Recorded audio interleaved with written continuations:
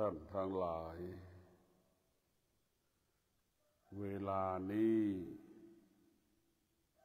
ประเทศชาติของเราลำบากประชาชนอยู่อย่างลำบากรายรับรายจ่ายไม่พอในการดำเนินชีวิตตั้งสติใช้สติในการดำเนินชีวิตมีสติใช้สติตั้งสติให้มั่นคงพิจารณาการที่เราจะแก้ปัญหาที่เกิดขึ้นกับชีวิตของเรา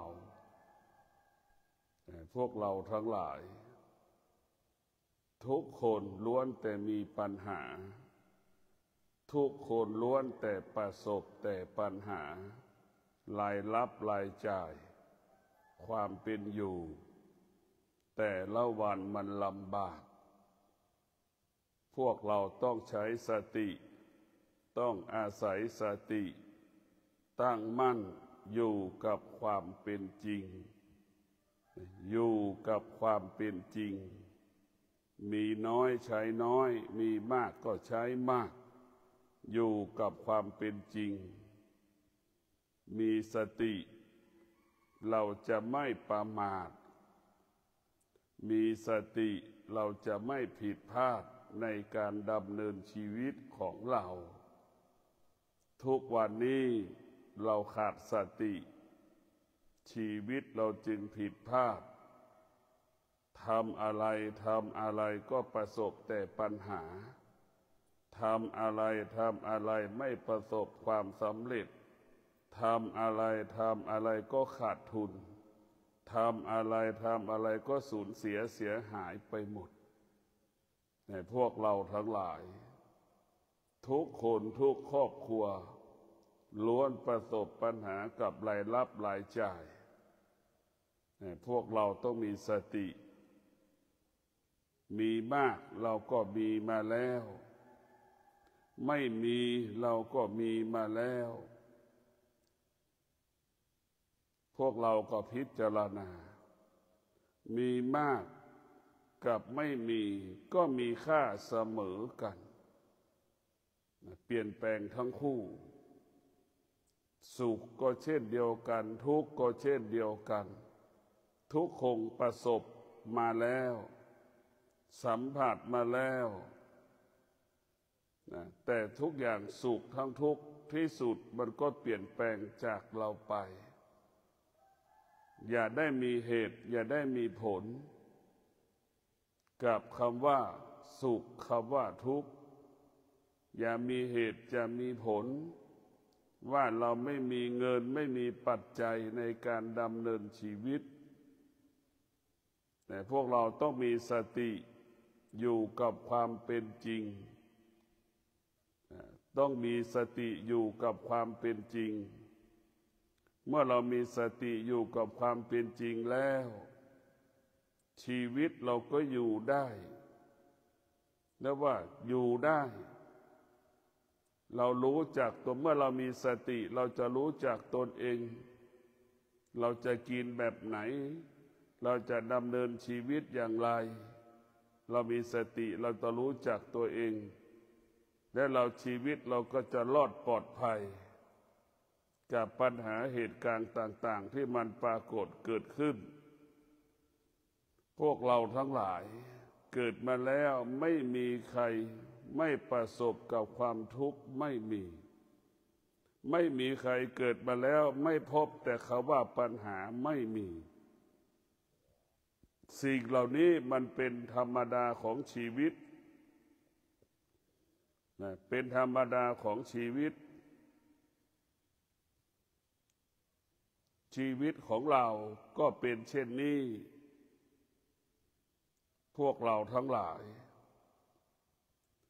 ชีวิตของเราต้องประสบแต่ความทุกข์เพราะเราขาดสติเมื่อเราขาดสติความทุกข์ก็เพิ่มขึ้นเรื่อยความทุกข์ก็คือหนี้เรามีหนี้เพิ่มขึ้นทุกวัน กินข้าวกับนี่ไม่แตกต่างจะกินข้าวกับน้ำพริกพวกเราทั้งหลายจะกินอะไรก็ไม่สำคัญขอให้กินแล้วมันอิ่มกินแล้วมันหายหิวกินแล้วขอให้มีชีวิตต่อสู้กับชีวิตปฏิบัติหน้าที่ประกอบอาชีพนั้นๆได้นี่แหละคือประเสริฐที่สุดและพวกเราเกิดมาเป็นคนเนี่ยมันลำบากเราขณะที่เราลำบากขอให้เรามีสติขณะที่ลำบากขอให้เรามั่นคงดำรงตนด้วยสติมันก็จะแก้ไขปัญหาต่างๆที่มันเกิดขึ้นให้ทุเลาเบาบางลงปัญหาทั้งหลายมันเกิดขึ้นแล้วมันเป็นเรื่องของอดีตเราไม่ต้องหาวิธีแก้มันตึงผ่านปัญหาก็เหมือนฤดูฝนนั่นแหละมันหมดฤดูฝนมันก็ผ่านไปพอถึงฤดูหนาวเสร็จมันก็ผ่านไปปัญหาก็เป็นเช่นนั้นพอถึงฤดูร้อนมันก็ผ่านไปอย่างนั้นแหละชีวิตเราก็วกวนไปกับสิ่งเหล่านี้แหละเราไม่ต้องไปทุกข์กับมันแต่ขอให้เรามีสติต้อนรับมันมีสติต้อนรับมันอย่าเกิดอาการอย่าแสดงอาการน้อยใจเสียใจว่าเราเกิดมายากจนเราเกิดมาลำบากเราเกิดมาอดอยากลำบากขัดสนจะไปคิดถ้าเราคิดมันก็ทำลายชีวิตเราทำให้หมดกำลังใจเกิดมาเพื่อสู้เราจะต้องสู้ชีวิตขอให้เรามีสติทุกอย่างจะประสบความสำเร็จสตินี่แหละจะทำให้เราประสบความสำเร็จสตินี่แหละจะเป็นถ้าเราบรรลุเป้าหมายในพวกเราทั้งหลายสติจะทำให้เราบรรลุเป้าหมายได้เมื่อเรามีสติเราจะบรรลุเป้าหมายหากเราขาดสติเราจะไม่บรรลุเป้าหมายในพวกเราทั้งหลายเราต้องมีสติต้องอาศัยสติเป็นผู้ให้กำลังใจเราสติเปรียบเสมือนแม่ยามใดที่ลูกทุกข์ทรมานลำบากประสบปัญหาแม่ก็ให้กำลังใจลูกสติก็เป็นเช่นนั้นเราจะเปลี่ยนแปลงชีวิตคือก็ต้องอาศัยสติความยากจนที่มันเกิดขึ้นปัญหาที่มันเกิดขึ้นรายรับรายจ่ายที่มันเกิดขึ้นขอให้เรามีสติอยู่กับมันให้ได้เมื่อเรามีสติแล้วเราก็จะมีสมาธิแล้วเราก็จะมีวิธีการแก้ไขปัญหานั้นได้โดยง่ายเราจะแก้ปัญหาได้โดยง่ายเราจะใช้สติกับสมาธิเท่านั้นในการแก้ปัญหาในการพัฒนาชีวิตจนถึงที่สุดเราก็จะแก้ปัญหาที่เกิดขึ้นกับชีวิตเราได้ที่สุดเราก็จะพัฒนาชีวิตเราได้ด้วยสติกับสมาธิมันเป็นพลังเงียบมันมีอานุภาพมากในพวกเราทั้งหลายสติสมาธิเป็นหลักของการพัฒนาจิตเป็นหลักของการพัฒนากายทั้งสติทั้งสมาธิมันก็จะบอกให้เราอดทนทั้งสติสมาธิมันจะบอกให้เรามีวิริยะภาคเพียรในการดำเนินชีวิตแต่ละวันในพวกเราทั้งหลายถ้าเรามีสติเรามีสมาธิทุกวันแล้วชีวิตเราก็จะปกติตลอดกาลเราจะต้องเปลี่ยนแปลงชีวิต โดยใช้สติกับสมาธิมาเปลี่ยนแปลงชีวิตเราจะพัฒนาชีวิตก็โดยใช้สติกับสมาธินี่แหละจะมาเปลี่ยนแปลงชีวิตเราในพวกเราทั้งหลายเราอดเราอยากก็ไม่เป็นไรก็ให้รู้ว่ามันอดมันอยากคำว่าอดอยากมันไม่ได้เกิดขึ้นตลอดชีวิตมันก็เกิดขึ้นขนาดหนึ่งเวลาหนึ่งเท่านั้น ในพวกเราทั้งหลาย เรามีสติเรามีสมาธิ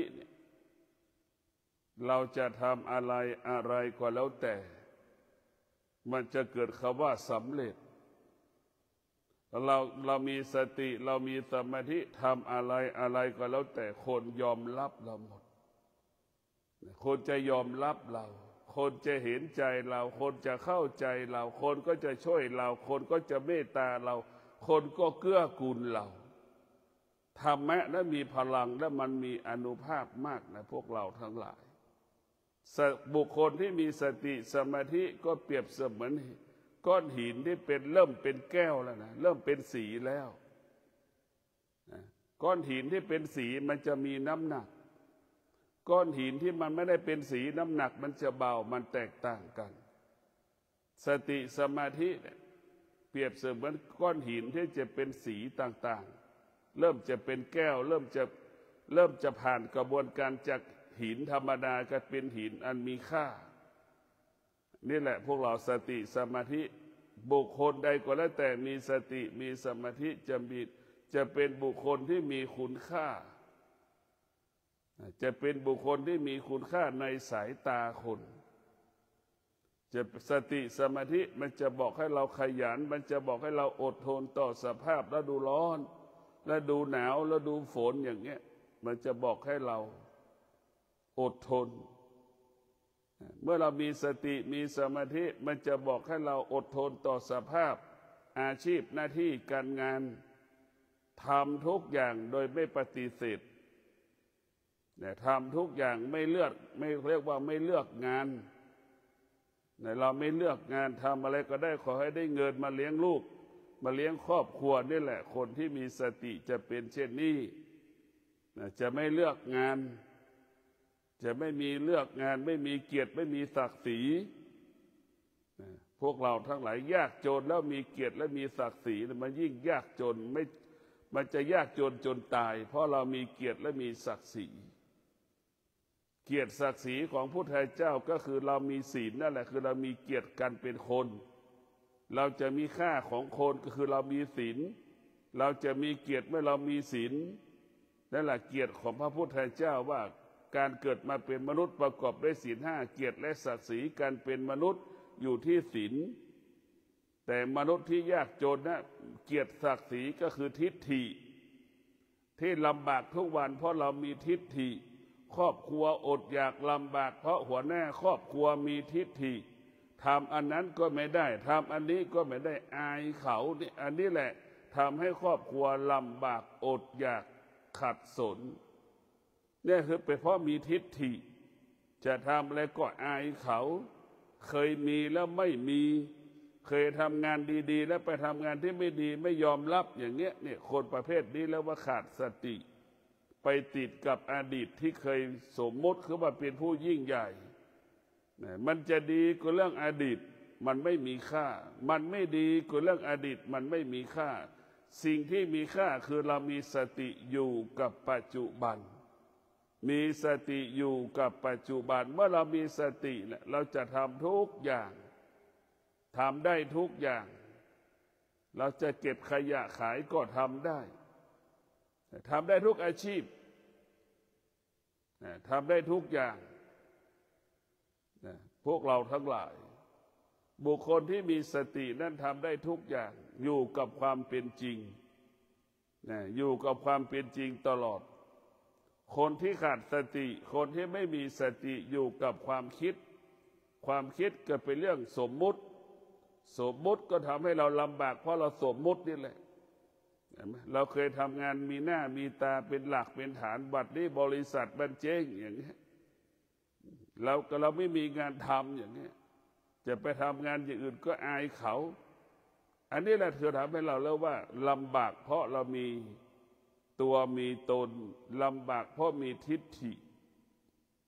ในพวกเราทั้งหลายคนทุกคนถ้ามีธรรมะไม่มีคำว่าลำบากที่ลำบากเพราะเราขาดสติที่ลำบากเพราะเราประมาทถ้าเรามีสติแล้วมีสติมีสมาธิมีปัญญาเราจะเป็นบุคคลที่ไม่ประมาท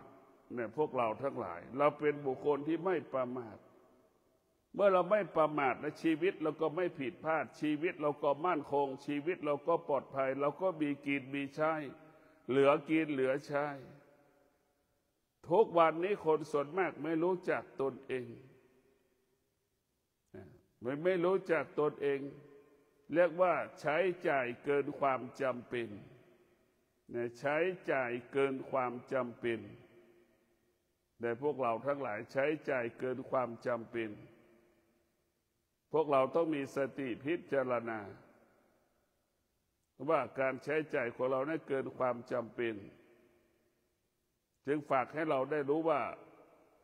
ถ้าเราขาดสติเราจะฟุ่มเฟือยใช้จ่ายทุกอย่างเกินความจำเป็นบุคคลที่มีสติรู้ว่าลำบากก็จะไม่ไปอยู่กับสังคมไม่มีสังคมอยู่กับครอบครัวอยู่กับครอบครัวไม่ไปบ้านคนนั้นไม่ไปบ้านคนนี้ไม่ไปตรงนั้นไม่ไปตรงนี้รู้ว่าไปแล้วก็เสียเงินเพราะฉะนั้นบุคคลที่มีสติจะไม่ไปมาหาสู่กับบุคคลใดๆเพราะรู้จักว่าเรายากจนรู้จักว่าเราจะต้องอดทนเราจะต้องมีเวลาจัดระเบียบความคิดเราจะไปทำงานชิ้นนี้เราจะเป็นต้องใช้สติใช้สมาธิไปพิจารณางานที่เราจะต้องปฏิบัติภายใน1 วันภายใน1 ชั่วโมงเนี่ยเราจะพัฒนามันได้อย่างไรเราจะแก้ปัญหามันได้อย่างไรเราต้องใช้สติต้องใช้สมาธิถ้าเรามีธรรมะแล้วเราจะพัฒนาสิ่งใดก็ง่ายจะพัฒนาสิ่งใดก็สะดวกจะแก้ปัญหากี่ครั้งก็สำเร็จเพราะเรามีสติมีสมาธินี้จะให้เรานั้นแก้มันละเอียดปราณีตสุขุมรอบคอบเนี่ยพวกเราทั้งหลายทุกวันนี้เราขาดสติขาดสมาธิมันจึงทำให้จิตเราอ่อนแอทำให้ใจเราอ่อนแอเป็นการทำลายขวัญกำลังใจถ้าเราขาดสติขาดสมาธิถ้าเรามีสติมีสมาธิทำให้เราเข้มแข็งทำให้กายเรามั่นคงทำให้จิตเรามั่นคงทำให้จิตเราเป็นนักสู้กายเราเป็นนักสู้พวกเราทั้งหลายถ้าเรามีสติเราจะทำงานเป็นปกติตลอดเวลาฝนจะตกหนักปานใดเราก็ทำงานแดดจะร้อนปานใดเราก็ทำงานมันจะหนาวเย็นสักปานใดเราก็ทำงานได้บ้างไม่มีอะไรมาหยุดยั้งยับยั้งจิตที่มันมีสติสมาธินั้นได้แต่พวกเราทั้งหลายหากเราขาดสติขาดสมาธิมันก็มีเหตุมีผลมีข้ออ้างว่ามันร้อนมีเหตุมีผลว่ามันหนาวมีเหตุมีผลว่าฝนมันตกเนี่ยเพราะฉะนั้นเรายากจนและเรามีเหตุผลเรายากจนจนตายลำบากจนตายอดอยากจนตายขอพึ่งอาศัยคนอื่นจนตายนะพวกเราทั้งหลายธรรมสติผู้ที่มีสติผู้มีสมาธิจะไม่มีเหตุผลจะไม่สงสัยสิ่งที่มันเกิดขึ้นกับเราประสบปัญหาอยู่เราจะต้องมีสติมีสมาธิความมุ่งมานะก็เกิดความพยายามก็เกิดในการดำเนินชีวิตแต่ละวันของเรานะพวกเราทั้งหลายเราต้องกลับมาสนใจใส่ใจธรรมะก็คือตนแลเป็นที่พึ่งแห่งตนนั่นแหละนั่นคือธรรมะพวกเราทั้งหลายตนแลเป็นที่พึ่งแห่งตนที่สุดก็ไม่มีใครช่วยเราได้พ่อแม่ก็ช่วยเราไม่ได้เราก็ไม่สามารถช่วยพ่อแม่ได้พวกเราทั้งหลายไม่มีใครช่วยใครได้สักคนแหละพึ่งพาได้แค่บางเวลาสิ่งที่เราพึ่งพาได้ตลอดเวลาก็คือตนแลเป็นที่พึ่งแห่งตนเรามีลูกเราก็พึ่งลูกได้แค่บางเวลานี่คือความจริงเรามีภรรยาก็พึ่งพาได้แค่บางเวลามีสามีก็พึ่งได้แค่บางเวลาที่สุดก็ต้องเกิดขึ้นที่ตัวเราตนแลเป็นที่พึ่งแห่งตนเราเกิดมาชาตินี้ไม่ต้องไปคิดพึ่งพาคนอื่นไม่ต้องอาศัยคนอื่นพึ่งพาตนเองอาศัยตนเอง ให้มากที่สุดในพวกเราทั้งหลายเราต้องมีธรรมะนี่แหละจะทำให้เรามีกำลังใจในการประกอบอาชีพธรรมะเราใช้สมาธิเราใช้สติเนี่ยสองตัวนี้จะอยู่กับความเป็นจริงถ้าเราใช้ความคิดชีวิตเราก็วิบัติชีวิตเราก็ขัดแย้งชีวิตเราก็แตกแยกถ้าเราใช้ความคิดเป็นความไม่เป็นสิ่งที่ไม่เป็นความจริงความคิดเป็นสิ่งที่ไม่เป็นความจริงคิดเองเองดังศิลปินแห่งชาติวาดภาพคิดได้เฉพาะตนเองเท่านั้นรู้ดีที่สุด100%ก็คือตัวคนวาดภาพนั่นแหละศิลปินรู้ดีคนไปชมศิลปะไม่มีใครรู้100%เราไปคิดแทนเขาก็ไม่ได้เพราะฉะนั้นพวกเราทั้งหลายอย่าไปคิดแทนคนอื่นจะไปคิดแทนคนอื่นแต่ขอให้มีสติเมื่อเรามีสติเราก็จะเป็นที่รักของคนอื่นถ้าเราขาดสติก็เป็นที่รังเกียจของบุคคลอื่นในพวกเราเมื่อเรามีสติเรามีสมาธิเราทำงานละเอียดปราณีตสุขุมรอบคอบเป็นที่ยอมรับและก็เป็นที่รักเป็นที่เคารพเห็นไหมนี่แหละชีวิตเราจะเปลี่ยนแปลงก็เพราะอย่างนี้แหละเรามีสติมีสมาธิในการทำงาน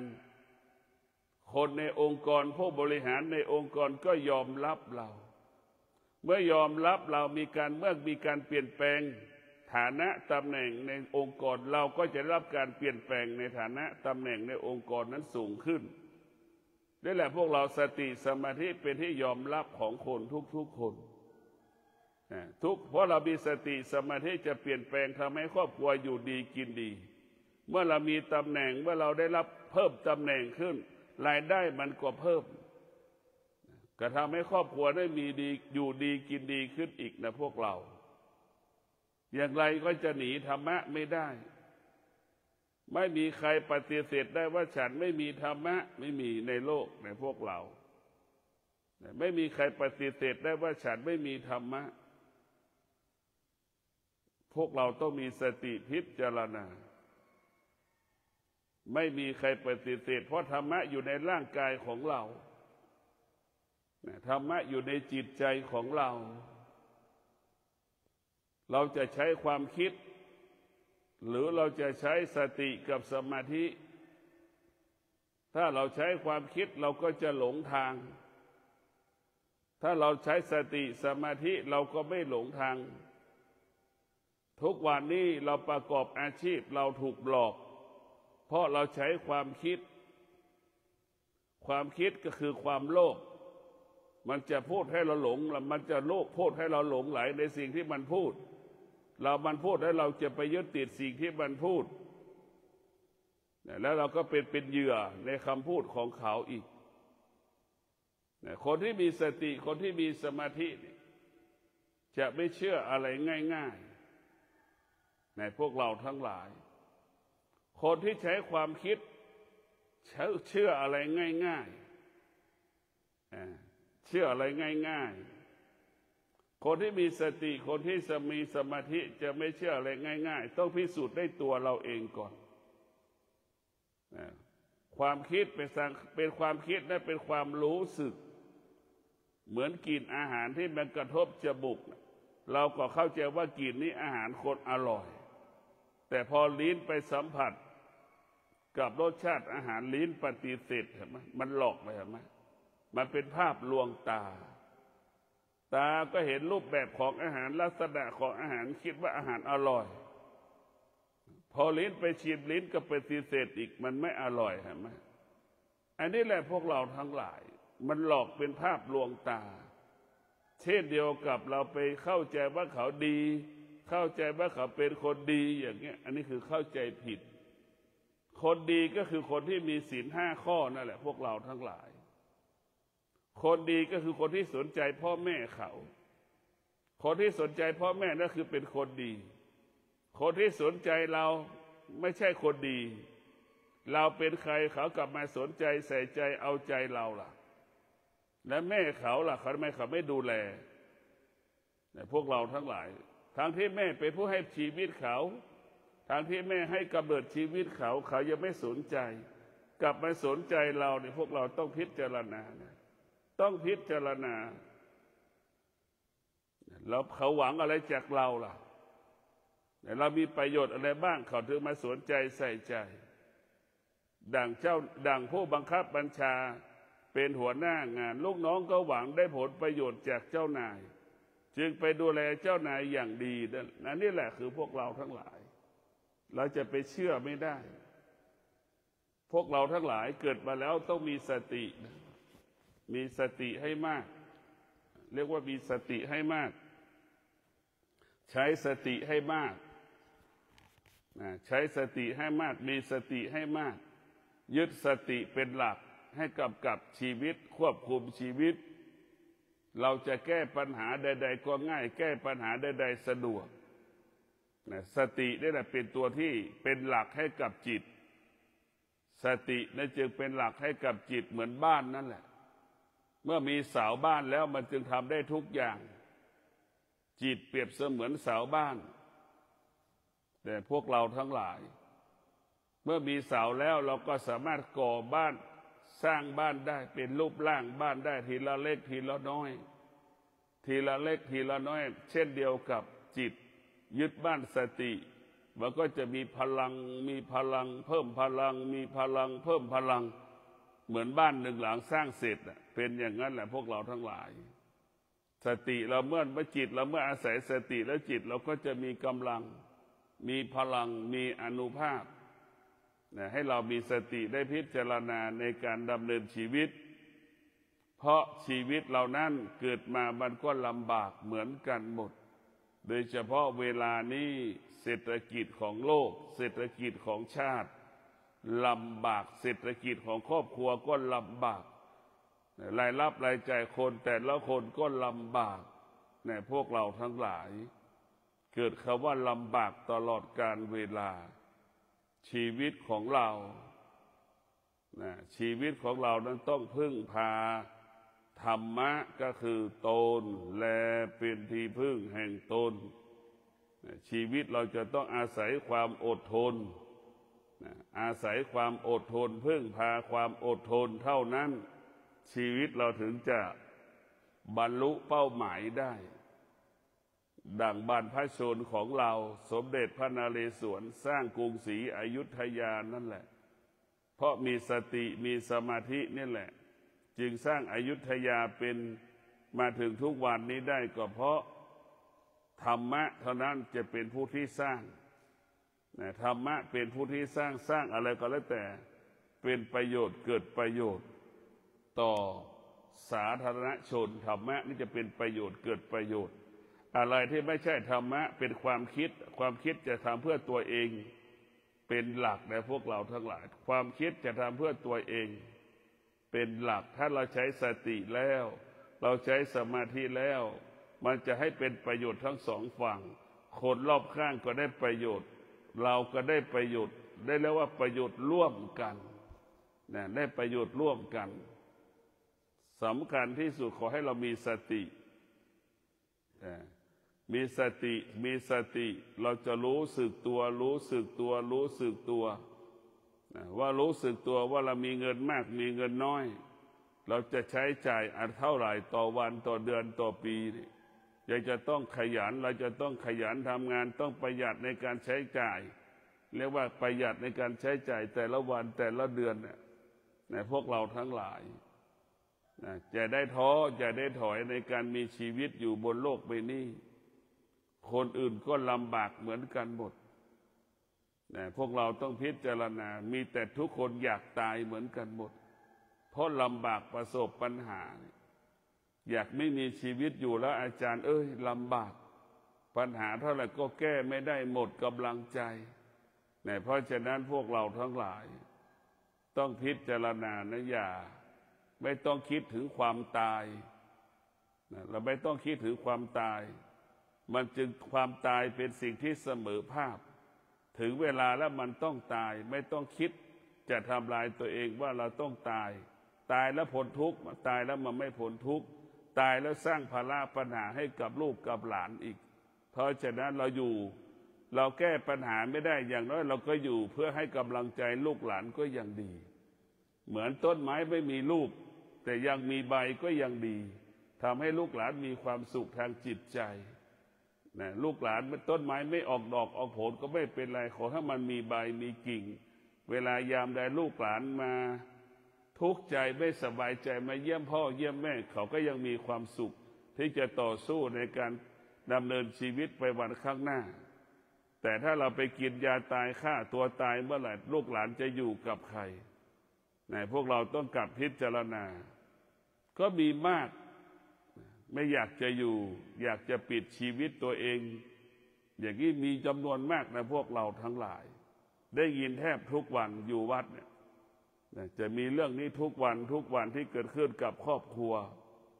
ขอให้พวกเรามีกำลังใจในการดำเนินชีวิตเราอยู่ภายใต้การเปลี่ยนแปลง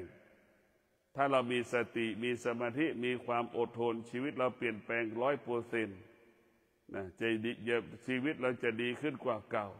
เมื่อเรามีสติมีสมาธิมีความอดทนมีวิริยะภาคเพียรแล้วเนี่ยชีวิตเราจะเปลี่ยนแปลงจากที่เคยไม่มีมันก็จะเป็นคนที่มีสิ่งนู้นมีสิ่งนี้ขึ้นมาถ้าเราขาดสติขาดสมาธิขาดความอดทนสิ่งที่เคยมีกับไม่มีพวกเราทั้งหลายมีจำนวนมากมีเงินเป็น10 ล้านเป็นเงิน50-60 ล้านวันนี้ไม่มีบ้านอยู่พวกเราทั้งหลายข้าวจะกินยังไม่มีข้าวจะกินเลยพวกเราทั้งหลายข้าวจะกินยังไม่มีเลย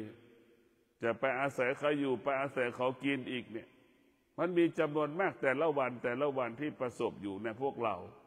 ก็ขอให้พวกเราดีที่สุดแล้วนี่คนบ้านนอกดีที่สุดหาอะไรกินก็ได้มีผักก็สบายแต่คนในเมืองนี่ลำบากกว่าคนบ้านนอกพวกเราต้องต่อสู้ถึงจะได้กินเพราะอดทนแต่บ้านนอกของเรานั่นไปตรงไหนก็ได้หยิบมีคนช่วยเหลือเกื้อกูลเรามีพี่มีน้องแบ่งปันกันให้เรากินมีปู่มีย่าบ้านนอกปู่ย่าบ้านนอกก็เป็นปู่ย่าที่ดีกว่าปู่ย่าในเมืองพวกเราทั้งหลายก็ขอให้พวกเราได้มีวิถีคิดแนวคิดอาศัยธรรมะอดทนไม่มีใครเกิดมาไม่มีใครเกิดมาแล้วไม่สุขไม่มีสุขมันก็จากทุกข์มันก็จากมีมากก็มีมาแล้วมันก็ไม่มีความสุขไม่มีมันก็ไม่ใช่ว่ามันจะเกิดความทุกข์มันก็ไม่ใช่พวกเราทั้งหลายเราไม่ควรเอาชีวิตไปผูกกับสิ่งต่างๆเราไม่ควรเอาชีวิตไปผูกกับสิ่งต่างๆเราลำบากเพราะสิ่งนั้นเราลำบากเพราะสิ่งนี้คำเหล่านี้ไม่ควรจะเกิดขึ้นชีวิตเราต้องพึ่งพาตนเองอาศัยตนเองเท่านั้นพ่อแม่ครูบาอาจารย์ก็เป็นผู้แนะนำให้สติเราเท่านั้นที่สุดอยู่ที่เราที่สุดเกิดจากการปฏิบัติตนประพฤติตนของเราจะแก้ทุกอย่างอยู่ที่ตัวเราแต่พวกเราทั้งหลายพระพุทธเจ้ายังไม่สามารถทำให้คนพ้นทุกข์ได้เทวดาสักหมื่นองค์ก็ไม่สามารถทำให้เราพ้นทุกข์ได้สิ่งที่ให้เราพ้นทุกข์ได้ก็คือคำสอนของพระพุทธเจ้าสติสมาธิคือความอดทนนี่แหละจะทำให้เราพ้นทุกข์ได้เราจะเป็นมนุษย์ที่มีคุณภาพก็คือสติสมาธินี่แหละเราจะหลุดพ้นจากการเป็นมนุษย์ก็เพราะสติสมาธิความอดทนนี่แหละพวกเราทั้งหลายสติสมาธิความอดทนจะทำให้เราเป็นคนที่อยู่เหนือคนสติสมาธิและปัญญาเนี่ยจะทำให้เราเป็นคนที่อยู่เหนือคนสติสมาธิปัญญาจะทำให้เราเข้าใจชีวิตขึ้นเข้าใจชีวิตเมื่อเราเข้าใจชีวิตไม่ต้องมีมากไม่ต้องมีน้อยขอให้มีชีวิตอยู่ไปวันมื้อเช้านี้เกิดตื่นเช้ามามีข้าวกินก็จบมื้อเที่ยงมีข้าวกินก็จบมีแค่นี้ก็อยู่กับความเป็นจริงพวกเราทั้งหลาย มื้อเย็นเรามีข้าวกินก็จบอยู่กับปัจจุบันแบบนี้แหละไปเรื่อยๆเรื่อยๆเรื่อยๆแต่ส่วนมากมันมีแล้วมันหลงนี่คือปัญหาของมนุษย์มีเงินไม่มากแต่มันก็หลงอยากได้สิ่งนั้นอยากได้สิ่งนี้แหละมันจึงพาให้ลำบากรถมือสองเกิดขึ้นก็เพราะเราผ่อนรถมือหนึ่งไม่ได้นั่นแหละมันจะกลายเป็นรถมือสองเต็มไปหมดนะพวกเราทั้งหลายแต่เราต้องมีสติมีแล้วมีเงินแล้วมีกินแล้วอย่าขาดสติถ้าเราขาดสติแล้วก็ไปสู่สภาพเดิมคือยากจนนะพวกเราต้องมีสติพิจารณาชีวิตธรรมะนี่แหละจะพาเราไปสู่จุดหมายและเป้าหมายได้โดยเฉพาะสถาบันครอบครัวในพวกเราพ่อแม่เป็นหลักให้กับลูกลูกก็ยึดพ่อแม่เป็นหลักพ่อแม่อบรมสั่งสอนแบบไหนลูกก็ปฏิบัติตามที่แม่อบรมสั่งสอนเราต้องเชื่อแม่เราต้องยึดแม่เราต้องยึดพ่อเป็นหลักเราต้องเชื่อว่าพ่อและแม่เป็นผู้ปรารถนาดีต่อเราไม่มีใครสอนเราไม่ดีให้กับไม่มีนะหลักการของพ่อแม่จะมอบสิ่งที่ดีๆให้กับลูกทำสิ่งดีๆให้กับลูกนี่คือหลักการของพ่อของแม่เหมือนกันหมดเหมือนแม่หมากับลูกหมามันไม่เคยติกิแม่หมาไม่เคยทำลายลูกหมาเช่นนั้นแหละพวกเราทั้งหลายเช่นเดียวกับแม่ของคนแม่เราก็ไม่คิดทำลายกับเราคำว่าแม่ไม่ว่ามนุษย์และสัตว์ย่อมปรารถนาดีต่อลูกนี่คือเป็นกฎของมันแต่มีลูกบางคนที่ไม่มีธรรมะลูกบางคนขาดสติก็คิดว่าแม่ไม่เข้าใจลูกมีจำนวนมากลูกคิดเช่นนี้ว่าแม่ไม่เข้าใจลูกไม่มีในโลกแต่แม่อาจจะปรารถนาดีต่อลูกมากเกินไปห่วงลูกมากเกินไปห่วงลูกมากเกินไปจนกลายไม่ถูกดีของลูก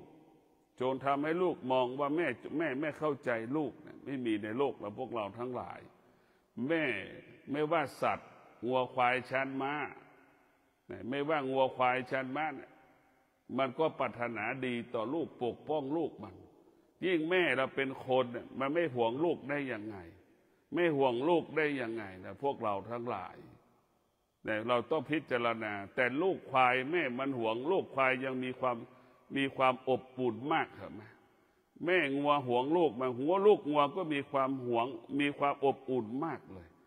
แต่ลูกคนเนี่ยแม่ห่วงมากลูกกับรำคาญพ่อรำคาญแม่เห็นไหมพวกเราทั้งหลายลูกรำคาญพ่อรำคาญแม่เพราะลูกห่วงมากเกินไปนี่แหละมันตรงข้ามกันพวกเราทั้งหลายหัวใจของพ่อแม่นั้นเป็นสิ่งสำคัญหัวใจพ่อแม่เป็นสิ่งสำคัญพ่อแม่มีธรรมะลูกก็ต้องมีธรรมะพ่อแม่ไม่มีธรรมะลูกก็ไม่มีธรรมะในพวกเราทั้งหลายธรรมะได้จะทำให้เรานั้นคิดแต่สิ่งที่เป็นประโยชน์เกิดประโยชน์จะไม่ทำลายสิ่งที่เป็นประโยชน์ต่อสาธารณชนธรรมะน่าจะสร้างสรรค์สิ่งที่เราคิดสิ่งที่เราพูดให้เป็นประโยชน์ต่อตนเองและสาธารณชนนี่คือหลักธรรมคำสอนของพระพุทธเจ้าเราจะอยู่แบบนี้ตลอดเวลาสตินี่สำคัญพวกเราทั้งหลายสติได้มีความสำคัญกับชีวิตเราทุกวันนี้เราขาดสติเมื่อเราขาดสติเราก็อยู่ไหนไม่ได้พวกเราทั้งหลายเราขาดสติก็ลำบากเราขาดสติก็ลำบาก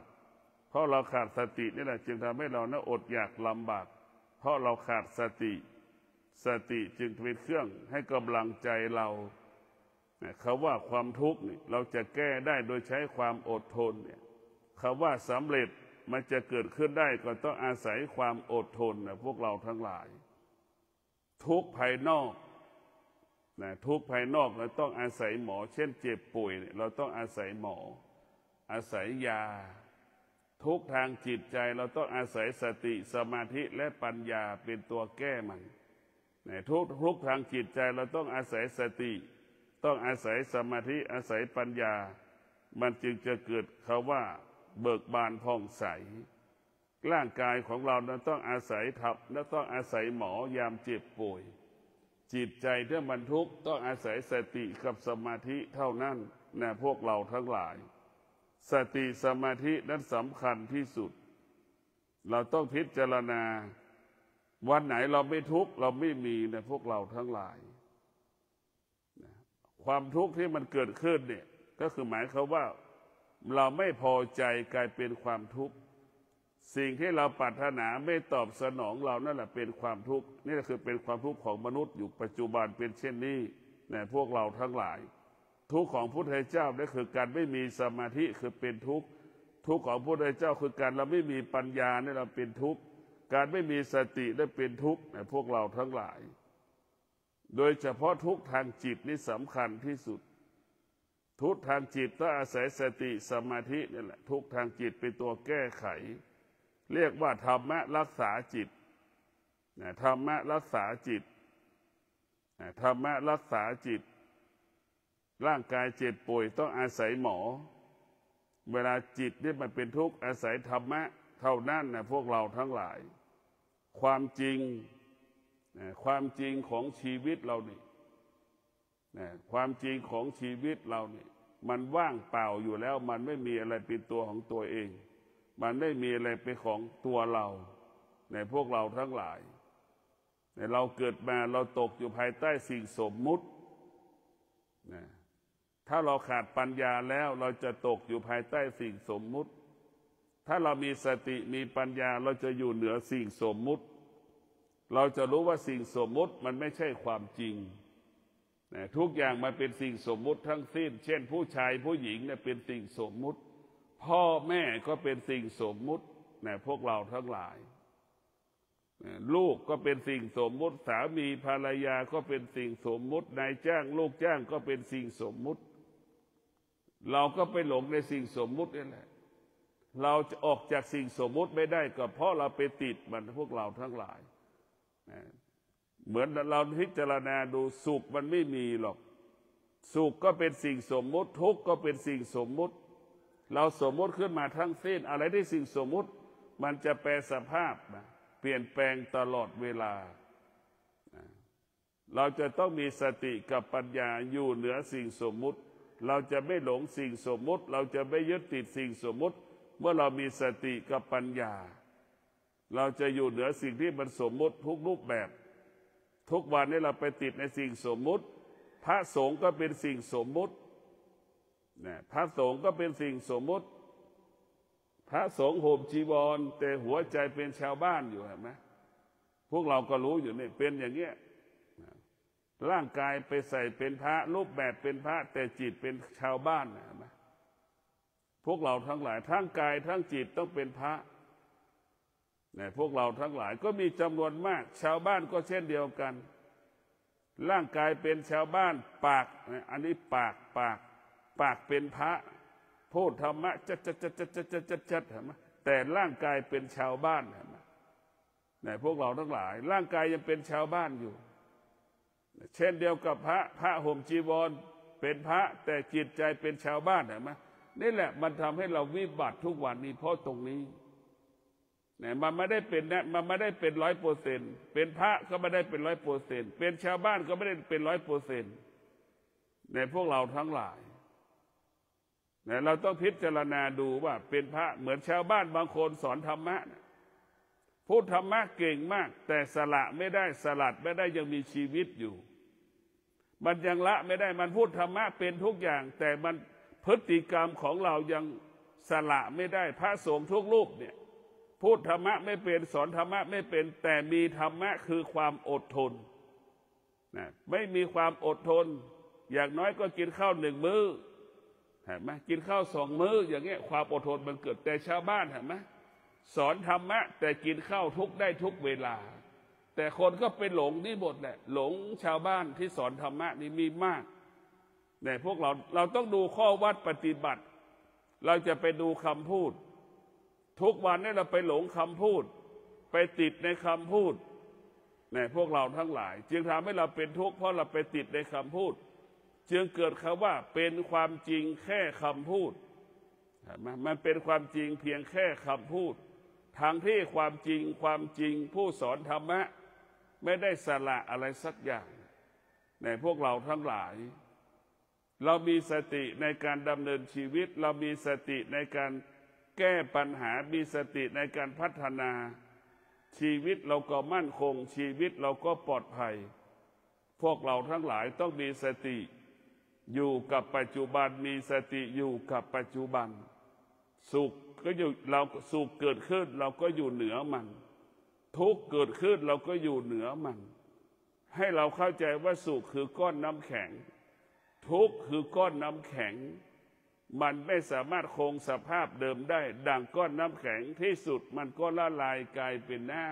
ำเห็นไหมก้อนน้ำแข็งเอามาตั้งไว้ไม่เกิน1 ชั่วโมงมันก็ละลายกลายเป็นน้ำแล้วสุขที่มันเกิดมันก็เกิดขึ้นแค่ไม่เกิน1 ชั่วโมงอย่างเดียวก้อนน้ำแข็งทุกข์เกิดขึ้นก็ไม่แตกต่างจากก้อนน้ำแข็งภายใน1 ชั่วโมงนะมันเป็นเช่นนั้นนะแต่จิตเราต่างหากที่มันไปยึดติดในสุขในทุกข์จิตเราไปยึดติดในสุขที่มันสมมุติว่ามันสุขแต่มันไม่ได้เป็นความสุขเราสมมุติเราเข้าใจว่ามันเป็นความสุขอะไรที่เรามันเป็นตอบสนองจิตเราเข้าใจว่าเป็นความสุขหมดอะไรที่มันขัดแย้งกับจิตอะไรที่มันไม่ตอบสนองเราคิดว่าเป็นความทุกข์ทั้งหมดเพราะฉะนั้นพวกเราทั้งหลายมีสติในการดำเนินชีวิตของเราก็จะเป็นชีวิตที่ปกติตลอดกาลขอให้ท่านทั้งหลายได้มีสติในการดำเนินชีวิตแต่ละวันให้ใช้ความอดทนแต่มีสติมันก็จะบังคับให้เราอดทนเรามีสติมันจะบังคับให้เรามีวิริยะภาคเพียรในพวกเราทั้งหลายเมื่อเรามีสติความอดทนก็เกิดวิริยะภาคเพียรก็เกิดเราจะพัฒนาสิ่งใดก็ง่ายเมื่อเรามีสติมีความอดทนมีวิริยะภาคเพียรเนี่ยจะแก้ปัญหาอะไรก็ง่ายเรารายได้จะเพิ่มขึ้นก็เมื่อเรามีสติมีความอดทนมีวิริยะภาคเพียรนี่แหละจะทำให้เรามีกินมีใช้เหลือกินเหลือใช้ในพวกเราทั้งหลายสติความอดทนวิริยะภาคเพียรทำให้เราอยู่ดีกินดีเราจะร่ำรวยได้มีเงินหมื่นล้านแสนล้านพันล้านร้อยล้านมีเงินแสนเงินหมื่นเพราะเรามีสติมีความอดทนมีวิริยะภาคเพียรจึงทำให้เรามีกินมีเก็บเหลือกินเหลือเก็บเหลือออมเหลือแบ่งปันเพราะเรามีสติมีความอดทนมีวิริยะภาคเพียรจึงทำให้ครอบครัวนั้นมีความสุขกับการมีชีวิตที่อุดมสมบูรณ์ไปด้วยเครื่องอุปโภคบริโภคชีวิตอุดมสมบูรณ์ไปด้วยเครื่องอำนวยความสะดวกธรรมะนี่แหละพวกเราทั้งหลายเป็นสิ่งที่มีค่าสำหรับชีวิตของเราธรรมะก็หมายถึงสติธรรมะก็หมายถึงความอดทนธรรมะก็หมายถึงวิริยะภาคเพียรจะทำให้เราพัฒนาชีวิตไปถึงสูงสุดดังที่เราต้องการและปรารถนาได้หมื่นล้านก็เกิดจากสติความอดทนวิริยะภาคเพียรนี่แหละหากเราขาดสติขาดความอดทนขาดวิริยะภาคเพียรเราก็อดอยากลำบากเพราะเราขาดสติขาดความอดทนขาดวิริยะภาคเพียรอยู่ไปกินมื้อกินไปวันอยู่ไปวันนี่แหละเพราะเราขาดสติขาดความอดทนขาดวิริยะภาคเพียรก็ขาดทรัพย์ขาดสมบัติขาดแคลนปัจจัย4ขาดแคลนเครื่องอำนวยความสะดวกก็ขอความสุขสวัสดีจงเกิดแก่ท่านทั้งหลายขอให้ท่านทั้งหลายมีสติในการดำเนินชีวิตเราจะมีกินมีใช้มีสติในการดำเนินชีวิตเราจะแก้ปัญหาที่เกิดขึ้นกับชีวิตก็ง่ายเราจะพัฒนาชีวิตเราก็ง่ายก็สะดวกขอให้ท่านทั้งหลายมีสติเท่านั้นมีกินมีใช้เหลือกินเหลือใช้เพราะเรามีสติอยู่เย็นเป็นสุขก็เพราะสตินี่แหละกินมีความสุขนอนมีความสุขตื่นมีความสุขเพราะเรามีสติจะทำให้ชีวิตเราปกติทุกประการขอเจริญพร